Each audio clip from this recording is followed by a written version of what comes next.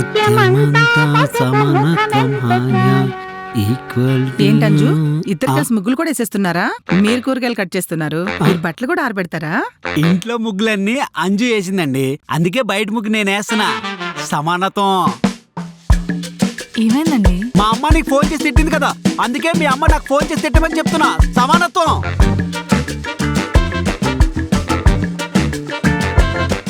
ఇల్లు ఉడవడంలో సహాయం చేస్తాడు, ఆఖరికి ముగ్గు వేయటంలో కూడా సహాయం చేస్తున్నాడు. ఆ కాన్సెప్ట్ వేర్లేండి. సమానత్వం సమానత్వం సమానత్వమే. సమానత్వం కాదండి, సాయం. ఇది సమానత్వం కాదు, పిసినారితనం.